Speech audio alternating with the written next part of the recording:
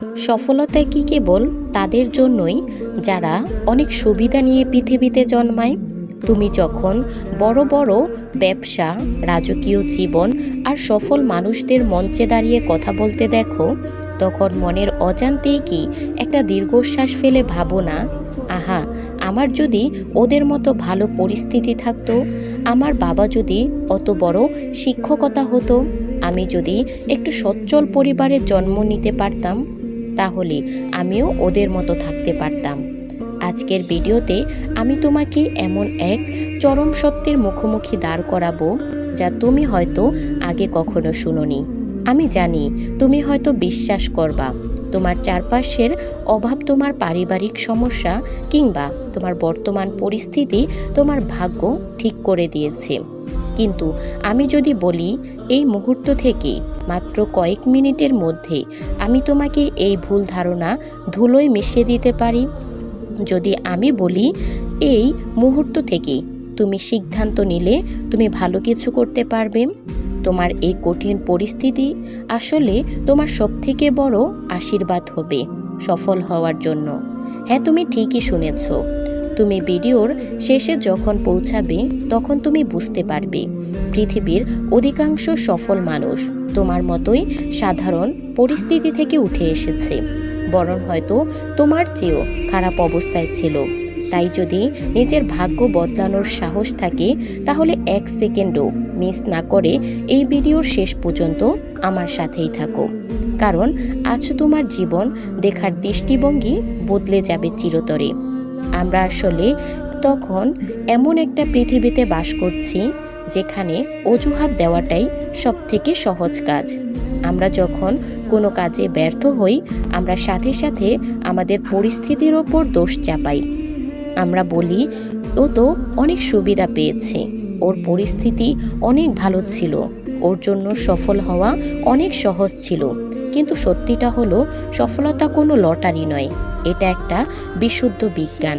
আর এই বিজ্ঞানের প্রথম সূত্র হলো সফলতা তোমার বর্তমান পরিস্থিতি দেখে আসে না, সফলতা দেখে তোমার সহ্য করার ক্ষমতা কতটুকু।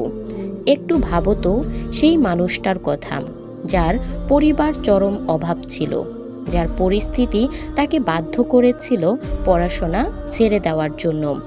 আমি কথা দিচ্ছি বিশ্বের নামি দামি সব সফল মানুষদের কথা। তারা কি খুব আরামদায়ক পরিস্থিতিতে জন্মেছিলেন? না, কিন্তু তারা আজ ইতিহাসের পাতায় অমর হয়ে আছেন। তাদের এই সফলতার চাবিকাঠি কি ছিল? ভালো পরিস্থিতি? না, তাদের চাবিকাঠি ছিল পরিস্থিতির সাথে লড়াই করার অদম্য জেদ। তোমার পরিস্থিতি যাই হোক না কেন, তোমার জিততেই হবে। আমাদের চারপাশে আমরা যারা নিজেদের খারাপ পরিস্থিতির দোহাই দিয়ে পিছিয়ে থাকি, তারা আসলে একটা মায়াজালে আটকা পড়ে আছি। আমরা মনে করি সব ঠিকঠাক থাকলে তবেই সুযোগ তৈরি হয়, অথচ বাস্তবতা হলো কঠিন পরিস্থিতি মানুষকে সবথেকে বেশি শক্তিশালী করে তোলে। যারা পরিস্থিতি সবসময় অনুকূলে, তার নতুন কিছু করার তাগিদ থাকে না। কিন্তু যারা পরিস্থিতি প্রতিকূলে, তার কাছে হারানোর ভয় নেই। আর এই হারানোর ভয় না থাকা মানুষগুলোই পৃথিবীতে ইতিহাস করে। তোমার কি মনে হয় তোমার পরিস্থিতি, তোমার পরিবার অশান্তি, পকেটে টাকা নেই, সবাই তোমাকে অবহেলা করে? শুনো, এটাই তোমার জন্য শ্রেষ্ঠ সময়। কারণ যখন তুমি একদম খারাপ পরিস্থিতিতে থাকো, তখন তোমার কাছে একটাই রাস্তা খোলা থাকে, তা হলো লড়াই করার ওপরে বেঁচে থাকা। আমি যদি তোমাকে প্রশ্ন করি সাফল্যের জন্য সবচেয়ে জরুরি কি, তুমি হয়তো বলবে বুদ্ধি বা টাকা। কিন্তু আসলে সবথেকে বড় গুণ হলো ধৈর্য আর পরিস্থিতির সাথে মানিয়ে নেওয়ার ক্ষমতা। তোমার পরিস্থিতি তোমার জীবনের শুরুর বিন্দু ঠিক করে দিতে পারে, কিন্তু তুমি দৌড় শেষ কোথায় করবে তা নির্ভর করে তোমার মনের জেদের উপর। আজ তোমার পাশে কেউ নেই বলে পরিস্থিতির অভিযোগ করছো, ঠিক আছে, কিন্তু তোমার হাতে থাকা এই স্মার্টফোনটাই তো তোমার সবথেকে বড় অস্ত্র হতে পারে। আজকের এই যুগে কোনো পরিস্থিতি আসলে কোনো বাধা নয়।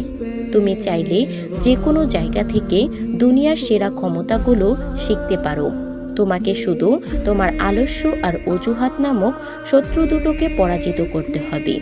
তুমি যদি আজ এই পুরো ভিডিওটি দেখে থাকো, তার মানে তোমার ভিতরে সেই আগুন জ্বেলে উঠেছে। তুমি অত্যন্ত এটা জানতে পেরেছো যে তুমি পারবে কি না। আমার উত্তর হলো, তুমি অবশ্যই পারবে।